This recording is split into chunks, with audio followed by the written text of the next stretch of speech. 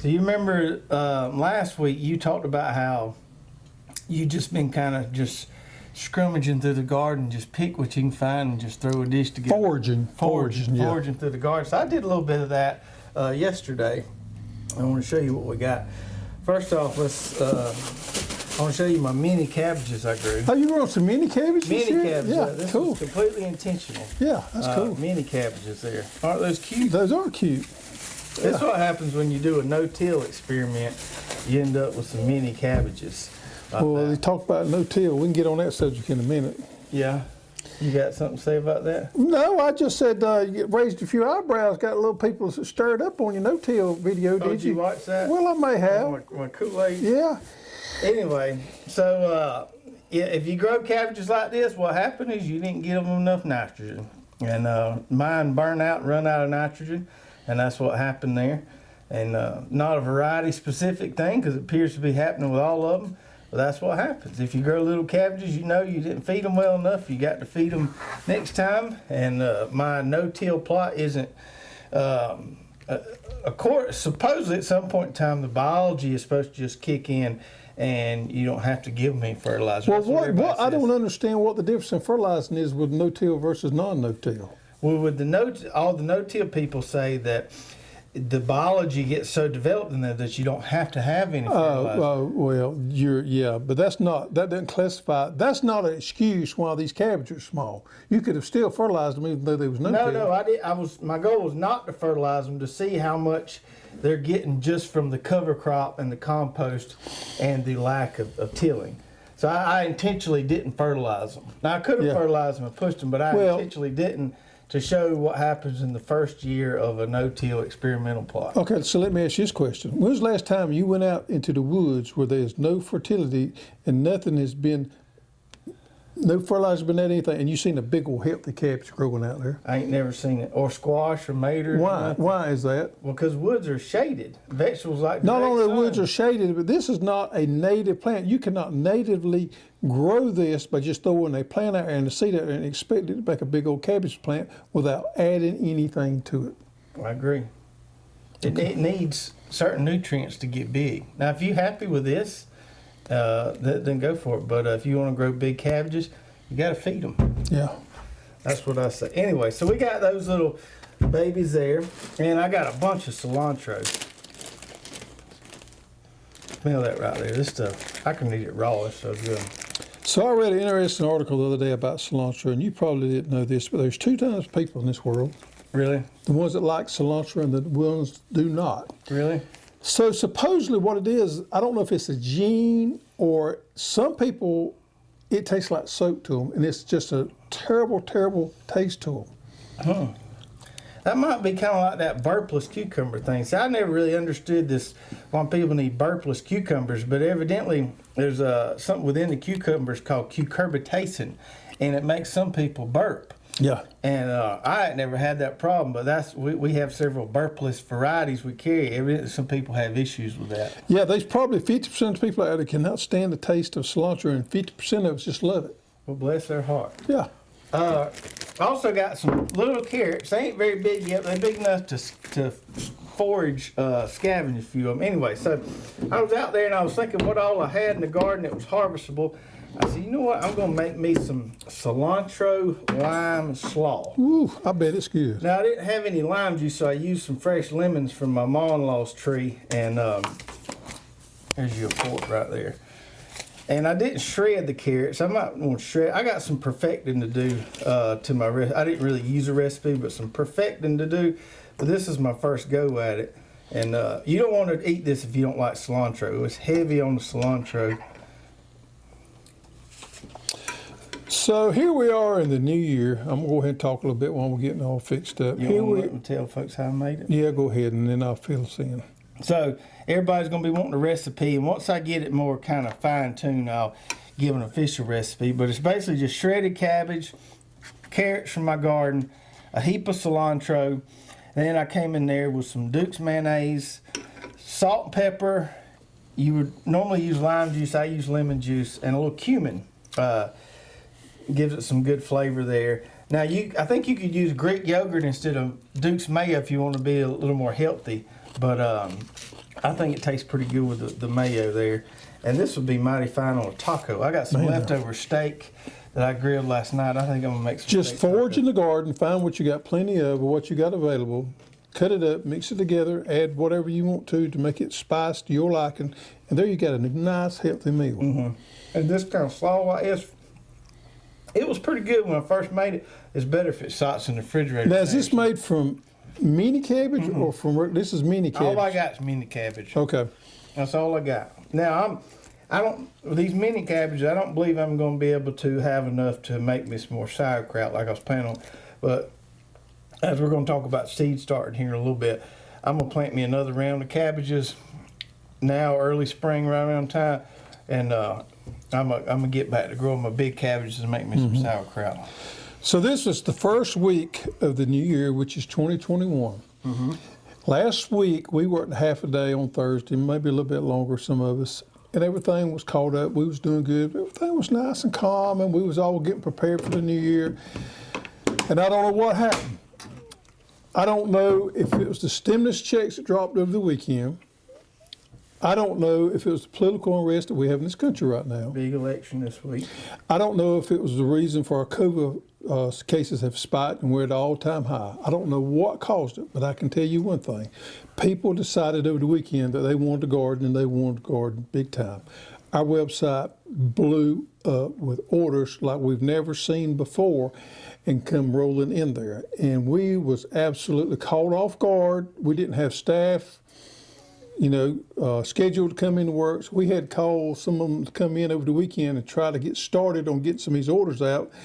And we worked the weekend some. I started Saturday night working. We worked all day Sunday, and we've worked hard ever since. We've just about got all the orders caught up. But it's just amazing to me how it just happened, boom, all of a sudden. So what we did is we started looking around and said, this is weird. And we started looking at some of our competitors. One of our competitors just shut their website down altogether for a few days. Other ones started putting up shipping notices on their website 4 to 5 days before they could get orders out. So what we've seen throughout the industry is a huge influx of orders in the last few days. And we've also seen more and more shortages. We've talked to some suppliers, and we're seeing things are maybe a little worse than what we had anticipated. And I started buying up seeds, much as I can get. So it looks like it's going to be another crazy year. And we appreciate your patience. And we're going to try to maintain our standard of getting orders out the same day. But there could be a situation where we get behind a day or two. Seed potatoes are fixing to get short also. Had a conversation this morning with our supplier out of Minnesota. He says they're starting to get short. Starting to get short. Now we're in the 1st of January. So if he tells me that, then I know it's reason for concern a little bit. Do you have a definitive date we're going to stop taking? No, but it could be sooner than we thought. So get your pre-orders in. There's one particular variety that he said was, and I'm not going to call it, that he said he didn't have any more on. We still have a little bit of that variety left, but not a whole lot. He said there was no more. That one is one of the most popular ones. So we're going to have to play it by ear on a lot of that. Speaking of getting busy and things getting crazy, we have, a lot of you are on there. Some of you may not be on there. We have a group on Facebook called the Row by Row group. You can find it real easy searching on Facebook. If you have, especially during this busy season, if you have any technical questions or any questions about when to plant something, even a question about a tool, why can't you get to work right, drip irrigation, anything. If you have any questions, highly recommend going on that Facebook group and putting your questions there. It will get answered a lot quicker because our emails will back up this time of year and we're not always able to get to them in a timely manner. So if you go on that group, there's plenty of people in there that use our products all the time that can help you out a lot faster than we can help you here with an email backlog. So if you got a technical question, when to plant, any variety, anything, I promise you there's somebody on there that can answer it for you. And even if you tag me in a question on there, sometimes I may not get to it. But yeah, same here. Somebody will get to it. We got awesome members on there, some really good gardeners. So go use that as a resource, that Facebook group. That's what it's there for community and to be used as a resource for people that have questions. Now, if you have a warranty issue, just the opposite. Do not post it on there. Send it to customer service, and we'll be glad to take care of it for you. Yeah, send us a message on Facebook or send an email to customerserve@hosstools.com. If you have a warranty or a damage, maybe something got damaged in shipping, don't put that on the Facebook group. It doesn't do any good. Because we may not see it. So in that case, yeah, but if it's just a technical or a growing question, use that group on Facebook there. TikTok. We have a TikTok. TikTok. You say TikTok? I don't know. The demographic of our viewers and customers may not be on TikTok. I don't know. Maybe a few of them are. But TikTok is kind of the latest and greatest thing in the social media world. You want some more? I'm not right now, but that's pretty doggone good. Anyway, TikTok's kind of the latest, greatest craze, and we do have a TikTok account, and there's some videos and clips that are posted on there that are not necessarily on our other accounts. Some people may not know this, but I have an ability that I've shared on TikTok. Yeah. Some of my dancing moves. Mm-hmm. A lot of TikTok is known for lip singing and dancing, and therefore I wanted to share my ability and my God-given talent with you all out there. So there may be something on there with me showing my dancing, but I don't know. Go check it Your out. vast God-given talent. So if you're on TikTok, go check us out and give us a follow. And if you're not on TikTok, maybe want to just go give it a try. There's some funny stuff on there. It's not just and there's actually some gardening stuff on there. We follow some gardeners on there. Yeah, that's right.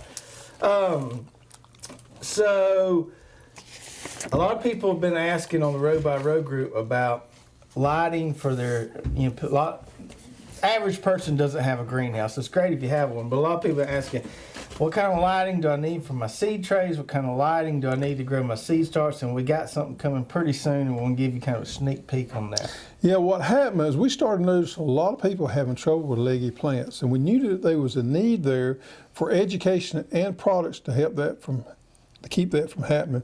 So for about 6 months now, we've been working on putting together a product line that would help you grow good quality transplants, but not only that, you can also grow food indoor during the wintertime.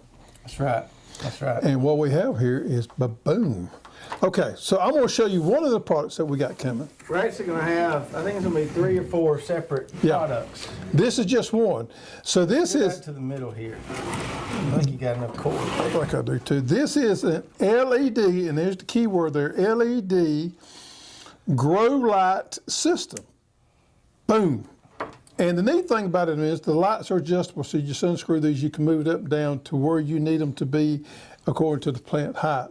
Now what we got growing in there right now is some indoor lettuce, and I'm gonna let you guess what this is. Microgreens, that is... Taste it. That's cilantro, I can tell. Yeah, it is. You sharp, ain't you? So we got cilantro growing. You all that are, live in climates where you can't grow anything this time of year, this is an ideal product so you can grow some indoor lettuces. These lettuces have been grown in here. You can see there. Or we got cilantro there, and a lot of people love cilantro, including me. And there's a multitude of other things you can grow as microgreens, herbs, but you could also use this to start your seed trays and to grow your plants in early spring. These particular trays right here have inserts in them, and we also have a 24 cell that has the inserts in them, so you can grow your tomato plants, your pepper plants, and everything, and get them ready to come out. I'm gonna go into a lot more detail when we get these in, but they have a wicking mat underneath there, they have a drainage there so they don't sit in water. It's absolutely a wonderful product. These are made in England. We get a company over there to make them for us. It's a great product. We expect to have them on site, I'm hoping by the end of the month. And you can tell here, and if you're doing this indoors, the key thing with indoor grow lights or anything is you can't put them way above the plants. That's why if you grow without a grow light and you got ceiling lights there, they get leggy almost immediately. You can tell this lettuce here isn't leggy at all. You want to keep your lights right above those plants there, not touching them, but right above them. And yeah, these kits are going to come with their own trays and inserts. That's right. They'll also, if you've got some of our 12 or 24 cell trays, they'll work with those as well, so you can interchange them out. And like he said, you can grow transplants in here. You can grow just straight food to eat. Plant you a tray of lettuce or microgreens in here. Very, very versatile. Really high quality stuff here. This will be our kind of biggest complete kit here. Yes. We'll have one that's about half this size. Right. And then we've also got some really good hanging lights coming for those of you that grow in our big trays. Our 162s or 338s are ideal for that. Now, we made a conscious decision early on not to be bogged down with price and not to make the cheapest product out there. And one reason we did a lot of research and we went with LED lighting. It was superior to the regular old lighting that I think they call it T5 lighting, which is just a normal fluorescent light. Puts off more light, it's a lot safer, doesn't put off near as much heat. The lifespan is tremendous. It's a lot over what your regular fluorescent lights are. So this is a great quality product. It's not going to be the cheapest one out there on the market, but it's one that we're proud to sell and support. Yeah, and this is going to last you a long, long time. And we're going to do some fun stuff with this when we get them in the springtime. Because I got a setup in there, and I've been working on this. I've been growing stuff in here for a while. Man, I'm gonna tell you, you can grow a lot of groceries in there. You know, the way you keep things stepping up and keep you something planted all the time, it's fun.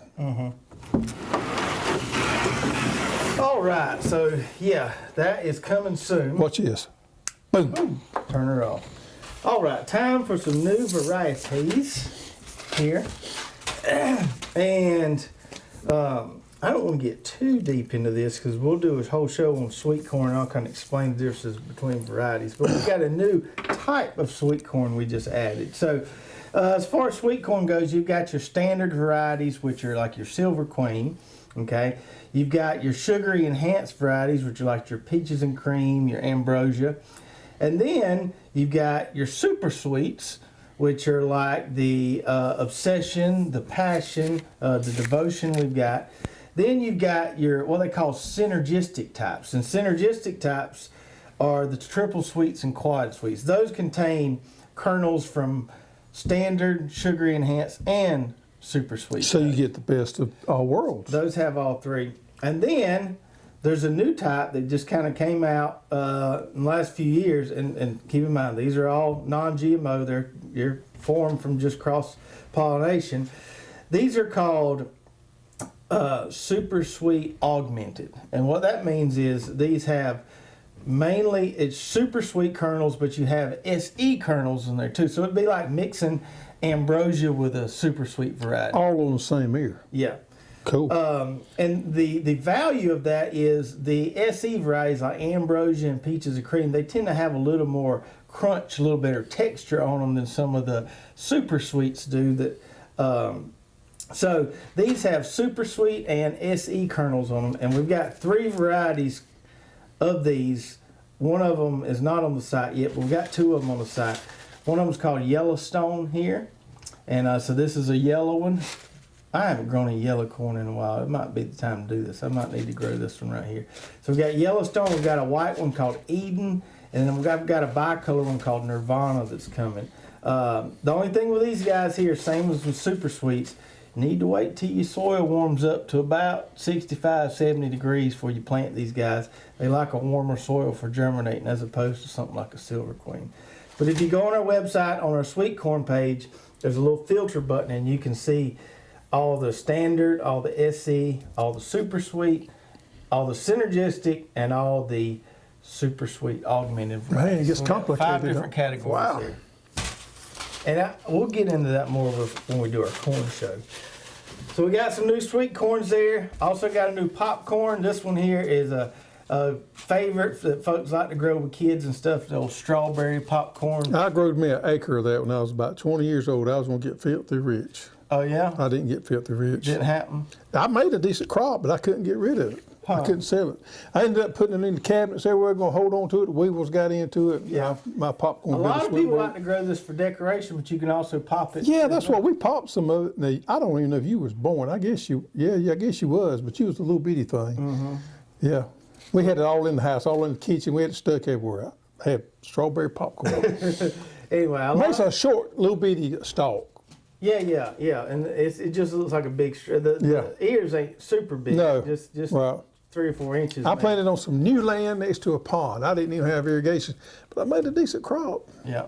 fun little crop to grow. Like I said, a lot of people use it for decoration, and you can use it for decoration and turn around and pop it. Yep. What else we got? So beets. That looks like an onion.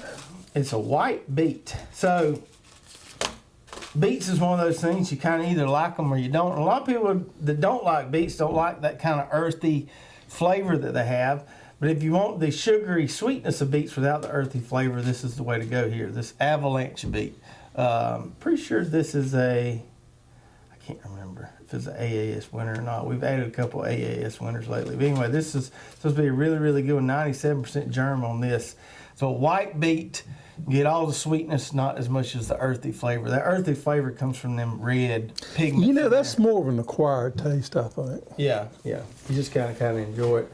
And then this one right here I'm really excited about. We have a couple varieties of what they call golden wax beans on the site. And this one right here is supposed to be the top-notch one, the biggest, best producer as far as golden wax. Or as I like to say, it's the cat's meow. Cat's meow. This one's called Gold Mine, and this is the creme de la creme as far as yellow wax beans go. So go check that out. And we've got all the new varieties in one section on the site.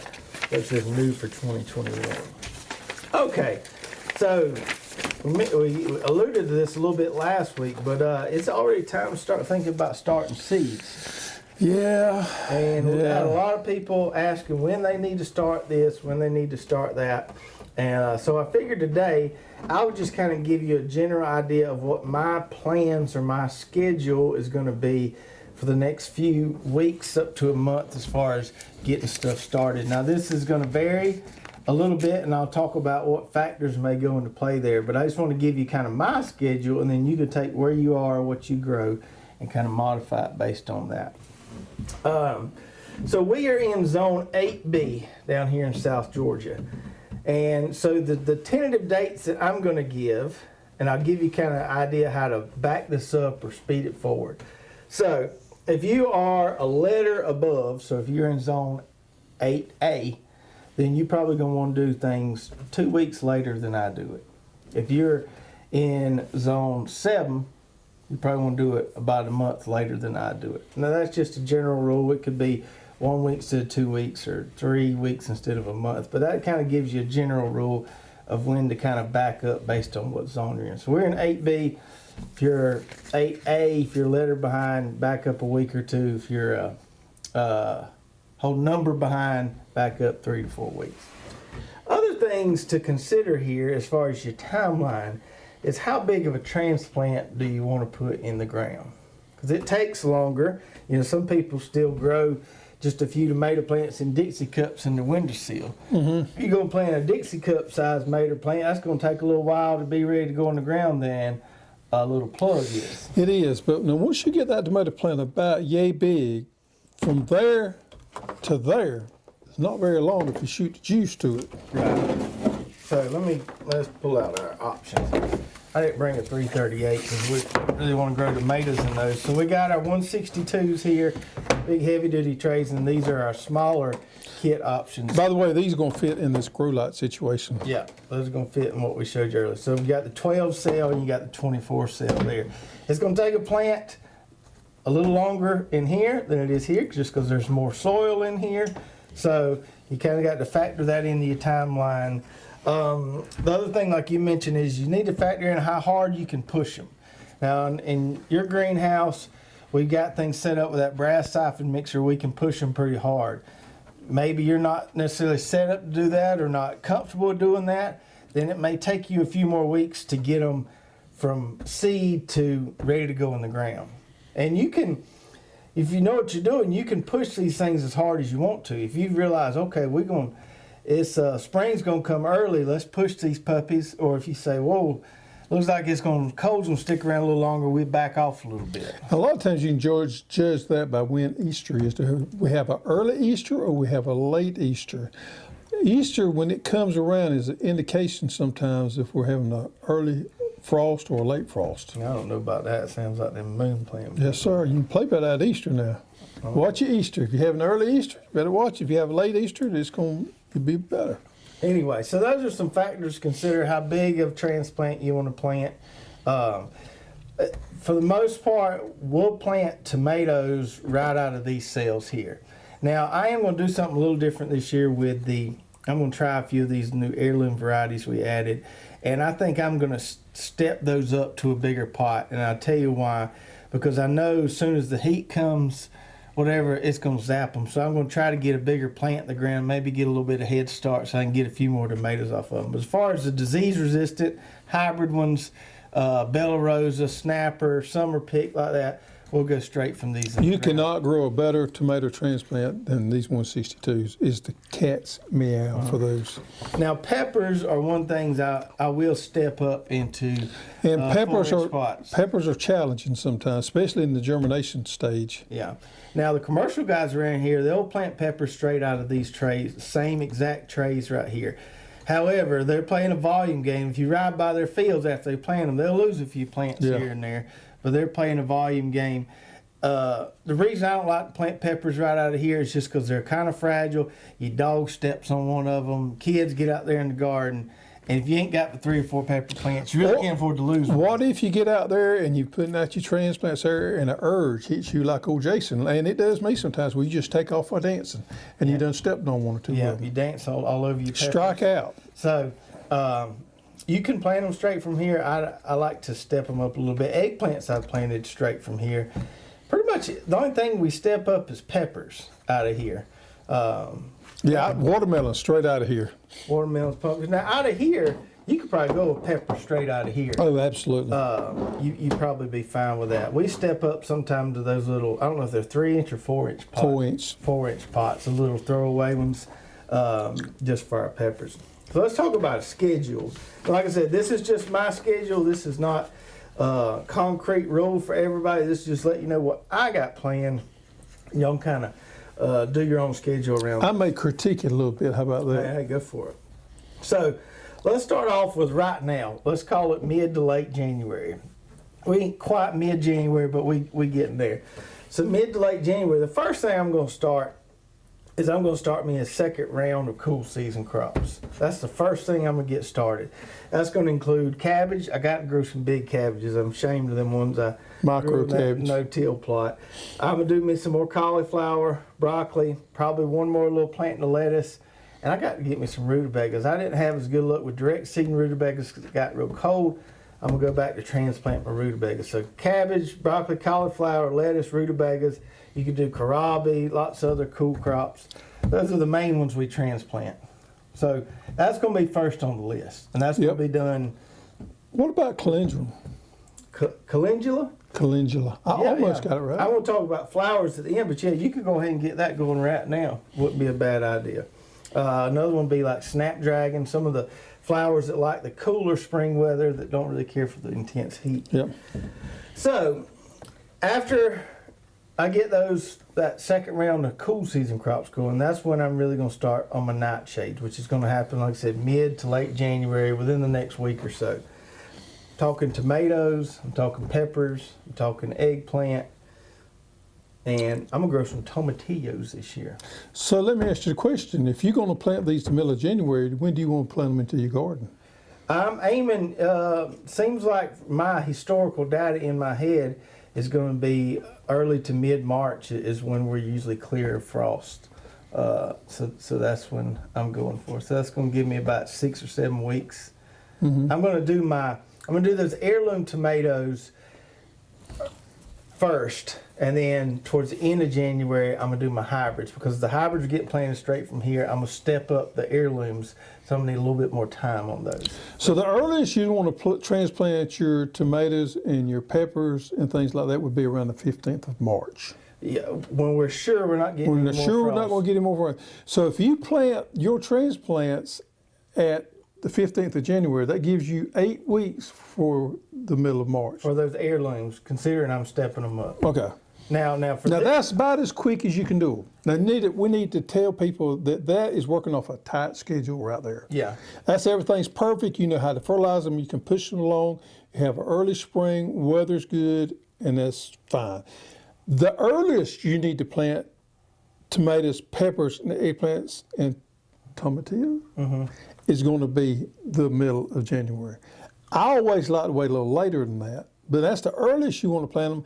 And if you want just to, be a little lazy and wait another week or two, that's fine. Gives you a little more insurance. Yeah.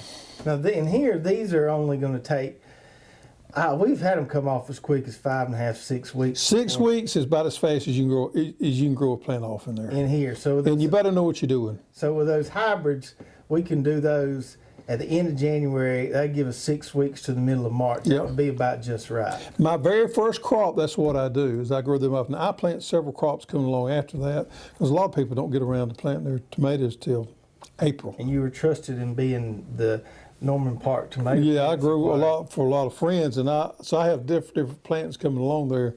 And the earliest you want to plant these is middle to late January. Where we are. Where we are. And don't feel bad if you don't get them in the middle of end of January. You're going to be We fine. have not planted till early February, mid-February. I am being fine. Yeah, absolutely. Just like I said, it's not set in stone, just giving you a general time frame here. Okay, so we're going to do that mid to late January. Let's turn over to early February here. And what I'm going to focus on in early February is getting some herbs. I love herb. I'm going to grow a heap of herbs. A heap would be a lot of. A heap of them. So basil, cilantro, parsley, borage. I'm going to try borage. We just added borage on the site not too long ago. Lots of good things about I've never ate borage. Sage, tarragon. I love sage. I'm going to have me a nice little herb plot.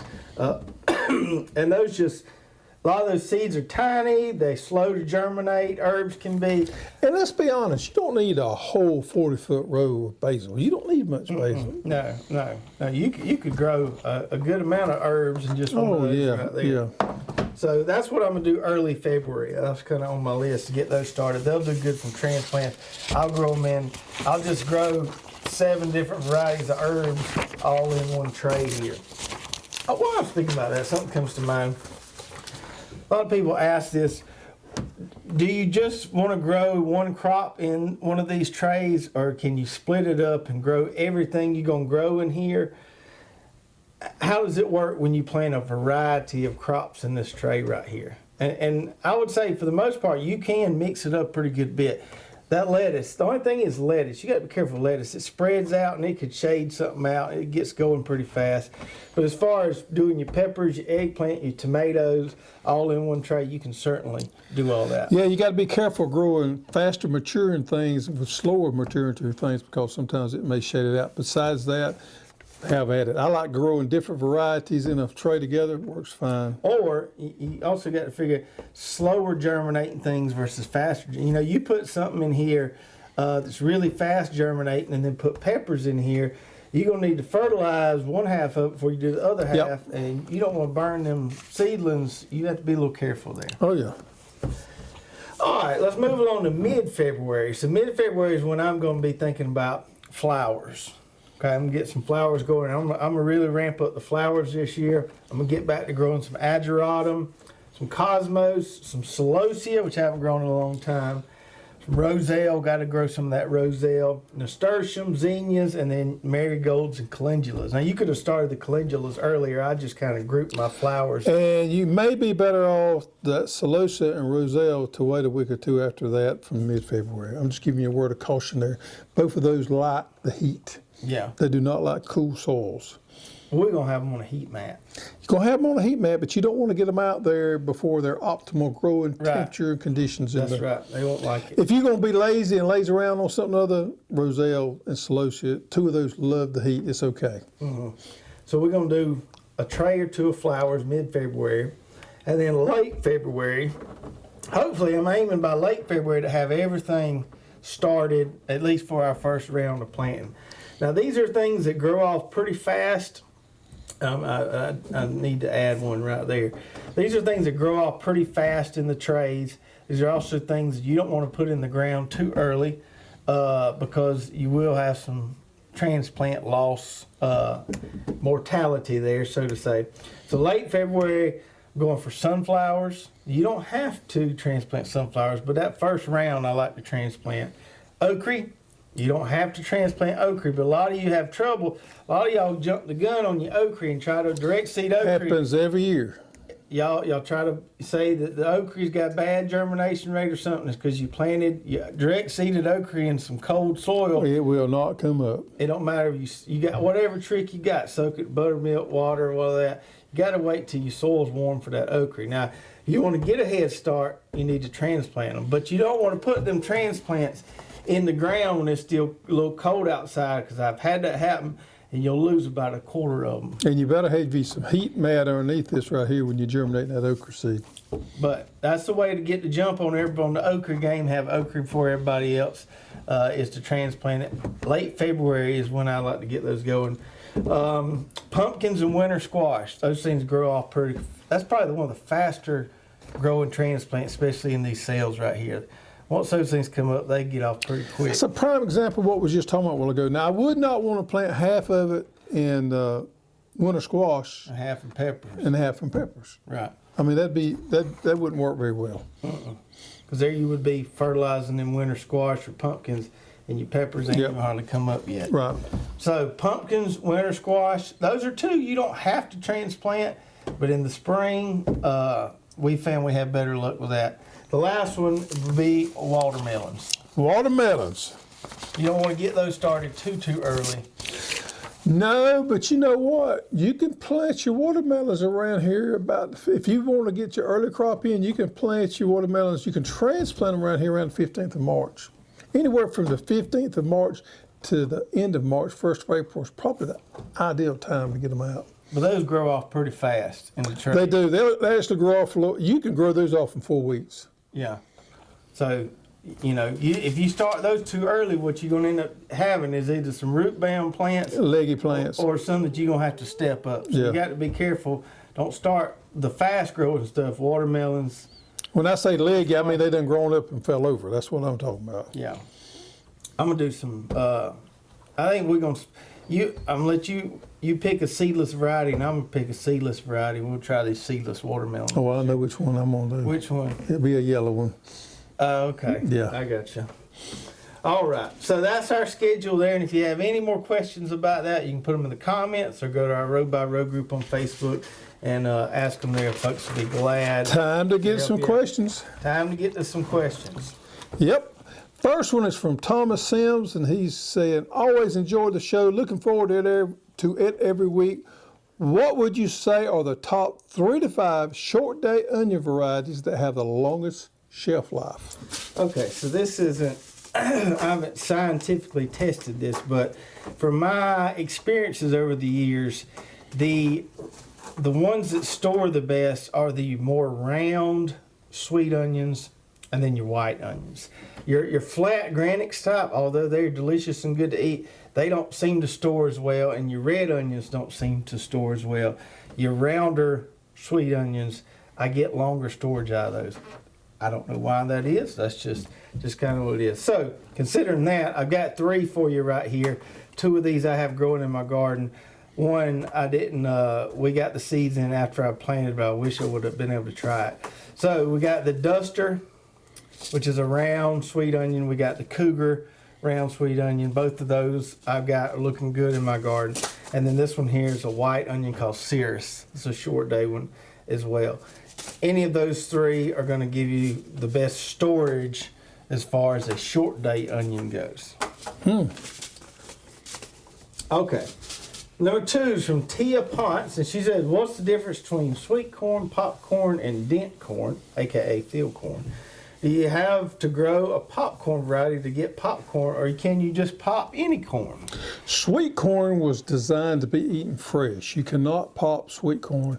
If you let it dry up, that kernel will just swivel up to nearly nothing because it's got a lot of moisture content in it, more so than field corn or popcorn does. To have a popcorn, you got to have a kernel that's got a good seal on there, because steam inside that kernel, buildup of steam inside that kernel is what makes it pop. So sweet corn will not pop. Popcorn was developed strictly as a popping corn. Now on the field corn, I'm gonna go ahead and break it down. You got, let's see here what they said. Sweet corn, popcorn, field corn won't pop neither. Flint will. Flint will. Oh yeah. Yeah, there's two different kinds. So let's break the field corn down to two different kinds: flint and dent. Dent corn is that corn once it's dried up, it's got a dent in the end of the kernel right there. It's used for cornmeal. It's used for all kind of stuff as a dried corn. They grind it up, make flour out of it, corn flour, several different things like that. Now the flint is a small, it's on a longer ear, but it's a small kernel and it's rounded. And it is a lot harder than the dent corn is. You can pop the flint, however, I wouldn't recommend it. It's not bred for that. So if you want a popping corn, buy you one of these fine popping corns we got here. Use your field corns. Now, we do eat some field corns. I've talked about Hickory King. Roasting ears. We do eat them as roasting ears, but that may be a southern thing. I don't know. Primarily, we use our field corns to grind for cornmeal and grits, and we use our sweet corn to eat fresh off the cob. Pick the one, what you want the end results to be, grown, bred specifically for that, and go for it. All right. Good job. Next one's from Joshua Harron. He said, I got my hands on some mountain vineyard tomatoes. I've seen it says you would grow it on trellis, but would a normal cage work well too? So a lot of people, and I know Jason at Cog Hill likes to grow this way. A lot of people like to grow tomatoes on a cattle panel or some kind of trellis like that. And I tried that last year with a Hortonova, basically the same concept. I don't really like that way of doing it because it's a lot more. You got to go out there fairly regularly and feed them through the trellis or either tie them up at a certain point. It's a lot more effort, in my opinion, doing it that way. So I'm not down with that way of doing tomatoes. I like either the Florida weed or I like the cage. Now, I didn't do it in cages last year, but I'm going to get back to my cages this year. And I'm going to plant me a couple of mountain vineyards, and that's exactly where I'm putting mine in. I'm putting Yeah, me too. Them tall cages we sell. I'm going to put... I'm still going to do the Florida weave. I think I'm going to have 2 rows of hybrid determinants for the rest of my tomatoes. I'm going to put them rascals in cages. It's just easy. I've tried it a bunch of different ways. And now for those of you who are growing, that can grow tomatoes all summer long, that may be in a milder climate where those indeterminates are going to keep growing and growing and growing, you're going to need something taller than a standard cage, just something that you made or whatever. But down here, they're going to bite the dust in July anyway, so that cage is tall enough for as long as they're going to last. Yeah, I've been doing that for years. I grew my standard tomatoes, my sandwich tomatoes. I grew them, used Florida weave. In my Romas, I always grew 2 or 3 heirlooms, my yellow pears. This year it's going to be mountain vineyard, whatever. I may not have but 2 or 3 plants of those. It's just simpler to use the cage. Makes it quick and easy. Yep. All right, number 4 is from Edwin Martin. He says, does that hibiscus make a pretty flower before you harvest the edible parts? He didn't see a picture of the flowers on the website. Yeah, now he's talking about the Roselle hibiscus that we grew this year, and it does make a real pretty big flower. For you that know what a cotton bloom looks like, it's real similar to that, but it's got pinkish flower inside, but it makes a big old pretty flower. Similar to okra, similar to cotton, but it's got that pinkish color inside, very pretty. But don't you harvest it before it opens up into a flower? No, the flower makes, then it makes the capsicum after that. Oh, okay. So the flower comes first, then the capsicum is after the petals fall off. Calyx. Capsicums is the hot stuff and peppers. Yeah, I'm getting that confused. Anyway, after the petals fall off, then that forms, and that's when the real red, rich stuff, that's what you peel off and eat. Oh, okay. I got you. Yep. All right. So Linda McNone says, Travis, what kind of butter beans are you growing this year? I'm looking for some that produce a lot of beans. So I mentioned I was going to grow me a big arbor of pole butter beans. And I just got word this last week. There's a variety we're adding called King of Garden Pole Lima. Never heard of it. Now, if I wasn't going to be able to get those in, I was just going to do the Christmas limas. I was going to do a pole butter bean is what I wanted to do with this.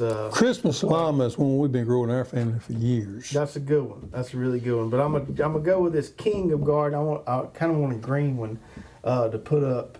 So this King of Garden pole lima is what I'm going to go with. It's still a lima. It's a big bean. Yeah, and we're getting these in, should be in the next month or so. We should have them by the time anybody needs to plant them. But that is the one I'm probably going to grow. Number 6 from Lawrence Bill says, when are you going to show your new building? Hey, Lawrence, building's coming along. We need to do a video on it soon. We've got the top on it. We're working on some of the inside and the front. We've got some little small things we're having to work on. But it's coming along. We can't get in there soon enough, so we need to do a video on it soon. Yeah. Already got electrician back there. Electrician's been back. We got lights hung. We can't wait. We ain't got walking room where we're at. We're tripping over one another, and we are ready to get in that new warehouse. Yeah, everybody's in here been fighting, arguing, Yeah, throwing tantrums. Time to spread everybody out. Let's give just a quick little update on some seeds coming in. So Jimmy Red is expected to be sometime in January. We expect some more of it in because we ain't got a lot left of it. And we're expecting some more varieties to come in January. I would suspect, with the exceptions of peanuts, it's probably going to be February before we get our peanuts in. By the end of January, we should have most of our seed varieties in. Oh, yeah, except for field peas is always going to be, you're going to be around March. Because you don't, even down here, I don't know that you want to plant those for April 1st.